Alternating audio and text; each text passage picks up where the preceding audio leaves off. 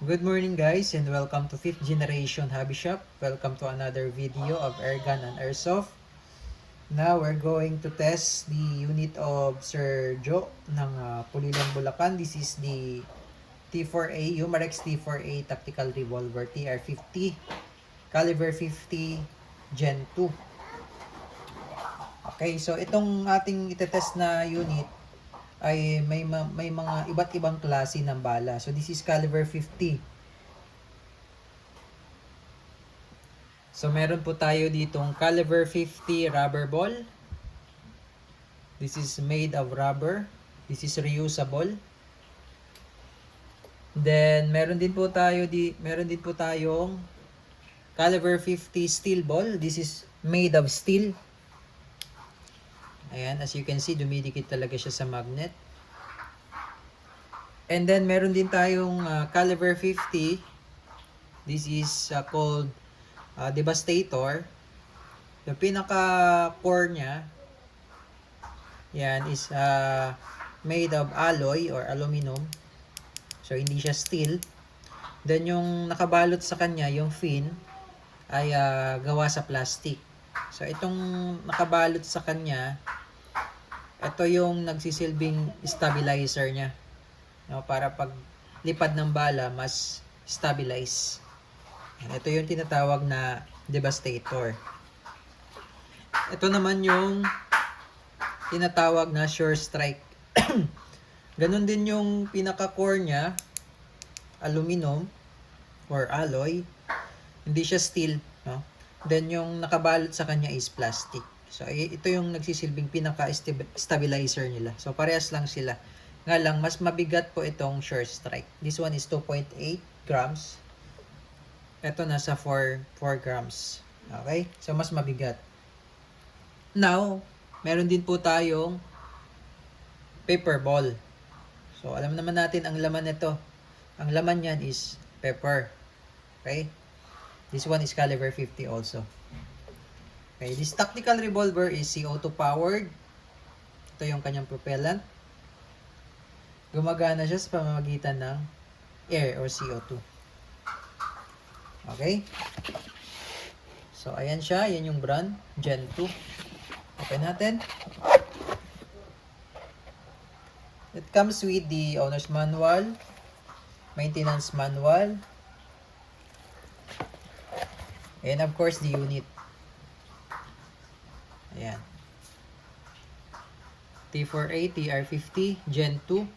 So, take note, ang Gen 2 po is naka-fiber optic. Ang Gen 1, di pa siya naka-fiber optic.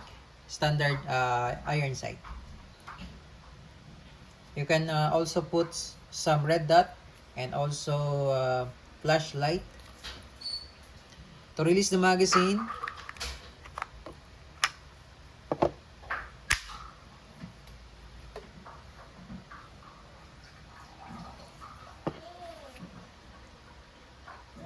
yan, good for home defense. Maganda siya pang home defense. Okay, so this is CO2 powered. Okay, load lang po tayo ng CO2.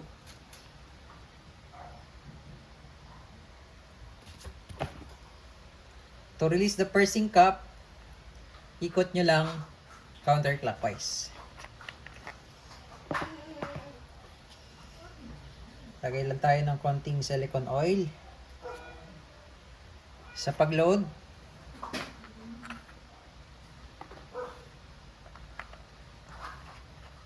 balik natin yung pursing cap until na mag-tighten siya. So, pag hindi nyo na matitwist, that's okay na, no? Okay na yan. Pero, take note, nung nilagay natin ng CO2 at hinigpitan natin, hindi pa siya punctured. Meaning to say, wala pang butas yung CO2 dyan.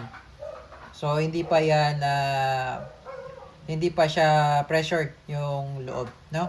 Once na pinalo natin to, mamaya, makikita natin dito sa indicator pin, aangat yan, lalabas yan. At may makikita tayong red. So, ibig sabihin, pressured na siya, may laman na siya, nabutas ng CO2, pwede na siyang pumutok. So, now yung gagamitin nating bala for testing, gagamitin natin is the Devastator. So, this caliber 50 bullet is not reusable. Kasi po pwede siyang mabasag. Dahil made of plastic kasi yung pinaka-fin niya, yung nakabalot sa kanya. Okay, so, mag-experiment tayo. Tetestingin natin siya sa lata ng luncheon meat. So, tingnan natin kung ano yung magiging result. Okay? Load lang tayo ng bala. So, sa paglo-load, facing ito, yung may gear, ganyan lang. Kasi pag rubber ball naman, ang bala natin, sa likod tayo maglalagay. Pag itong Devastator sa harap.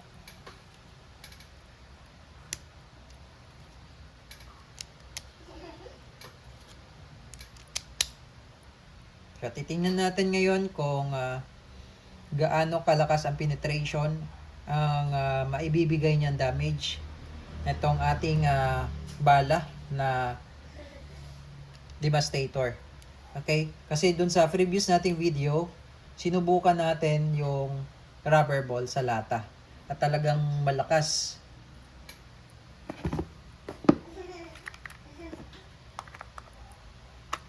Load natin. Okay.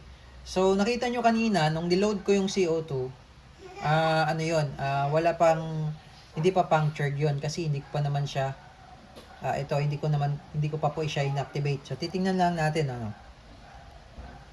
for your assurance lang, para makita nyo lang po, na once na nilagay nyo lang siya dyan, at hindi nyo naman pinalo, hindi pa siya butas.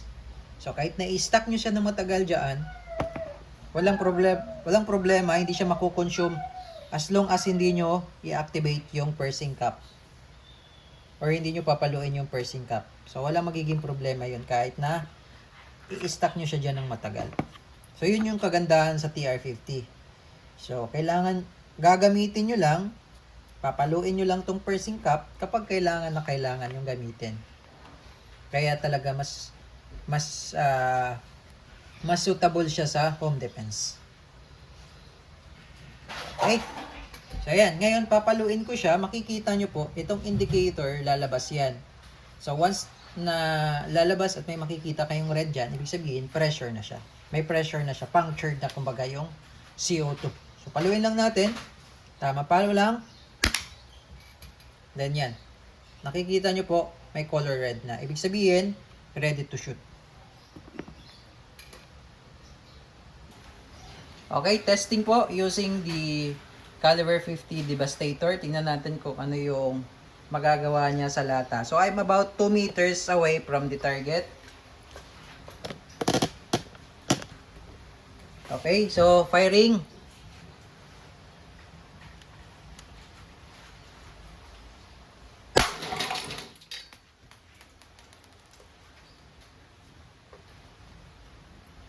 So, tingnan lang natin kung ano yung result.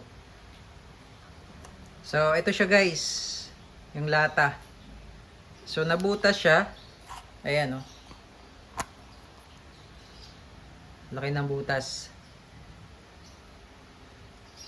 And then, yung second layer, hindi siya tumagos, pero nayupi. Ayan, nayupi. Tapos, nakita ko dito, yung pinaka-core niya, no, yung kaninang pinakita ko sa inyo, lumabas. Ngayon, yung plastic, hindi ko na makikita yung plastic. Nabasag na siguro yung plastic. Yan. So, yung pinaka-aluminum ball niya ay lumabas. Okay? So, ayan. Butas siya. First layer. Tapos, nag-dense. Ngayon, for curiosity lang, tingnan natin yung susubukan natin sa rubber ball. Sa rubber ball naman. So, ito guys, ang gamit natin is the rubber ball. Kanina yung Devastator, ngayon rubber ball. Tingnan lang natin. Compare lang natin yung damage ng bawat bala. So, load.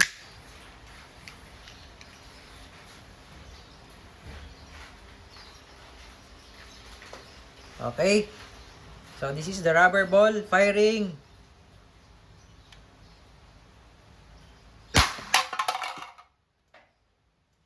Okay, so tingnan natin kung ano yung damage.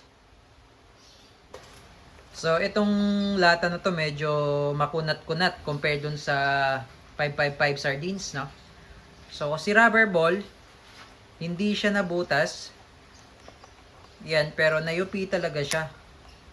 And then, yan, may konti siyang dents. No? Unlike doon kanina sa ginamit natin, yung Devastator, butas talaga. Kasi rubber ball, medyo nagkaroon lang ng dents. Nagkaroon siya, ano siya, oh. Talagang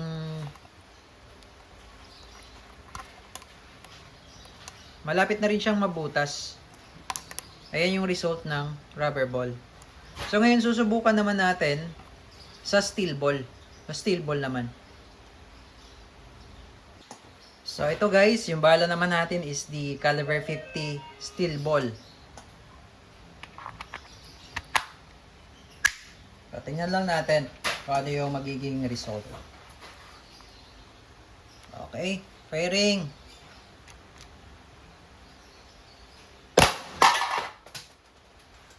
Okay, so steel ball po. Ingat lang po kasi talagang nagre-ricochet po yung bala. So ito guys, sa steel ball, same lang sila sa rubber ball. Hindi rin siya nabutas. Pero nagkaroon siya ng malaking yupi sa lata. Okay, so yun po yung steel ball. Ngayon guys, ititest naman natin doon sa Sure Strike. Sure Strike naman ang gagamitin nating bala. So ngayon ang gamit naman nating bala is the Sure Strike. Aluminum ball coated with plastic. Ayan. Sure Strike po ito.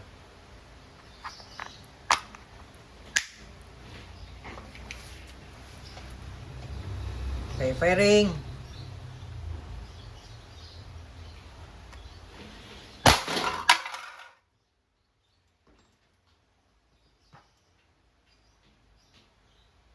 So ito guys yung result. Ito yung Devastator kanina. Then ito yung Sure Strike. Mas malaki yung damage ng Sure Strike. Pero hindi pa rin siya tumagos. Pero talagang yupi siya compare doon sa Devastator kanina. Yan.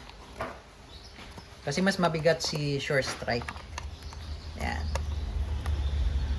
So yun yung mga iba't ibang klase ng bala ng caliber 50. Hindi lang natin matetest sa ngayon yung paper ball. Okay, so test pa natin sir yung inyong unit. So ito sir, bago nyo i-release yung CO2, yung excess na CO2 dyan, gamitin nyo muna, paputokin nyo po mga around 6 magazine, 6 round. Okay, so that's 36 shots bago nyo i-release. Bawal po kasing i-release yan hanggat may marami pang pressure. So once na inactivate nyo na yan, gamitin nyo bago nyo i-release. Kasi bawal rin po kasing patagalin sa unit yung CO2 once na inactivate nyo na yung pursing cap. Okay, so testing pa natin. 6 rubber ball to test. So bali rubber ball muna yung gagamitin ko dahil medyo mahal po yung mga bala like yung sa Devastator at yung Sure Strike. Medyo mahal po yun. So testing natin rubber ball, firing.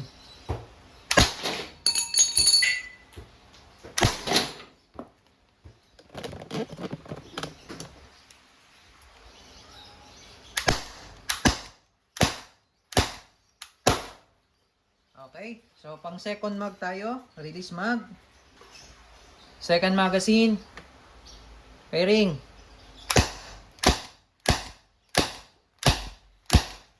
Okay. Release mag. Third magazine, firing. Third magazine. Okay, fourth magazine.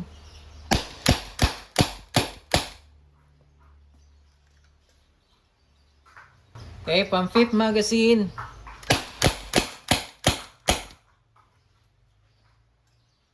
Then, pang 6 magazine. So, mahina na po siya sa pang-6 na magazine. So, that's the time na i-release natin. So, yung bala na ginamit nyo, pwede nyo po yung i-reuse as long as hindi siya nabasag. Okay? So, to release the CO2, twist nyo lang isang beses. No, isang beses siya. Counterclockwise. Okay? Counterclockwise. Ayan. Then, makikita nyo po, lumubog na ulit yung indicator. Okay? Then, to release,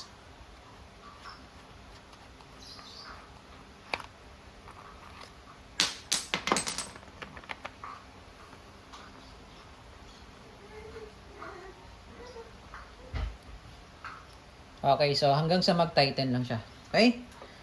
So, okay na po, sir, yung inyong unit. All goods na po. Again, this is the Umarex T4A TR50 Tactical Revolver, caliber 50, airgun, pistol.